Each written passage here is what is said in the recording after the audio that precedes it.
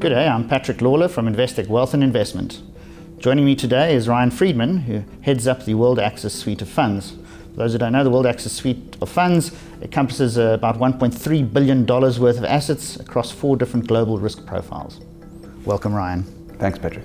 Ryan, the dust has settled since the initial shock over the Brexit vote, with perhaps some surprising winners coming out of it, such as emerging market equities and currencies and so on. What do you think's been driving all of this? I think, Patrick, the initial shock of Brexit certainly surprised the market. Many market participants and investors alike, including the smart money of the betting agencies, certainly didn't forecast that the UK would leave the European Union. So initially we saw significant drawdowns in risk asset prices, which was to be expected. I mean, we saw some significant drawdowns in certain currencies, particularly cable, the sterling versus dollar, and in other regional markets like Europe and the UK. But the market seems to have digested this quite well, and actually we've seen quite a strong bounce in risk assets globally. And what I think is going on here is really the realization for what this means for policy going forward. So it's likely that you'll see continued stimulus from central banks around the world, and possibly even a move to fiscal stimulus from certain markets, from certain economies.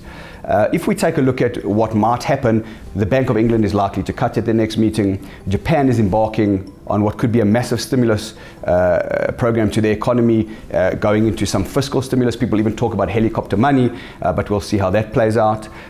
Even the European Union is likely to extend their quantitative easing program. And then further afield in the US, it seems that the Fed will be on hold for the time being. So investors have really understood what this means for the potential reflation of risk assets, even if they're battling to reflate economies.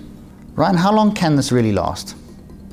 So we think potentially the rally might last a little bit longer. I think it gets to a bit of an interesting stage now.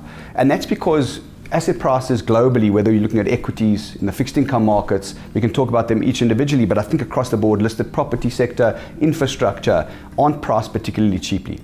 And the reality about prospective returns is, what is the price you pay for the asset today? That determines what your prospective returns will be over the next 5 to 10 years. And we're not really paying a cheap price for any asset. So I think when you look at how long this rally might last and what might curb this rally or curtail this rally, one needs to realize that if, for example, we do see a bit of inflation coming through in the system, and that might come through in the US a little bit, because you've seen quite strong data points coming out of the US, leading indicator data, manufacturing data. In fact, wage growth looks like it's starting to pick up. That might transfer into greater inflation down the line than market participants are pricing in. If this happens, ultimately the Fed will hike rates. The yield curve, will start to tick up, and the dollar is likely to strengthen somewhat. If the dollar strengthens, it will take a bit of wind out of the sails of emerging markets and emerging market currencies and the commodity complex. So if we see a slowly rising yield curve in the US, it won't be bad for equity prices globally. But if we see a rampant dollar, which we aren't necessarily forecasting, but there is the risk of the dollar appreciating, especially with what's going on globally in Japan and Europe, it might take a bit of a wind out of the sails of this risk asset rally. So I think we're getting to the stage with valuations not particularly cheap in global markets. I think we're getting to the stage that the rally becomes a little bit more risky, and one needs to hold on to some defensive assets and have some insurance in the portfolio to guard against any inflection points that might occur in the future. Ryan, your portfolios have done reasonably well out of all of this. How have you been positioning yourself subsequent to this? What are some of the key geographies and asset classes that you've been positioning yourselves in? So we were very well positioned in the run-up to Brexit. And that wasn't because we had any forecasting ability. We certainly didn't think, like many market participants, that, as I say, the UK would decide to leave the European Union. But we did understand that valuations had become a little bit stretched. I mean, if you look at the beginning of the year, for the first 6 weeks of the year, we had a massive sell-off in risk assets globally, and markets were down around 12% at the extreme. We then had a massive run-up in risk assets after that, and things have retraced many of the losses. Many of the markets have retraced many of their losses. In fact, some of them are trading at all-time highs, like the S&P 500. So on certain valuation metrics, the market didn't look cheap a couple of months before Brexit.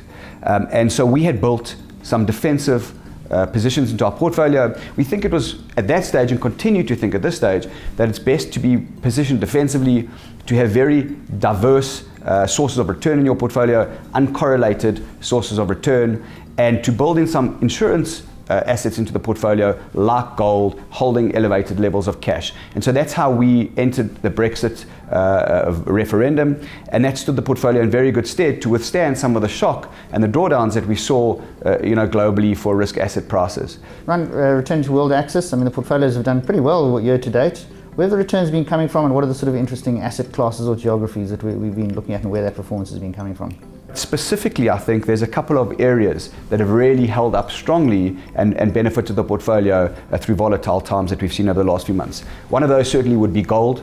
We introduced gold into the portfolio in the form of gold bullion in much earlier in the year, and we probably up 15 to 25% on that position. So I guess owning gold in an environment where equity markets sold off and gold got bid up because people became more worried about a volatile and opaque global economic environment, and also where the central banks had run out of ammunition to reflate economies.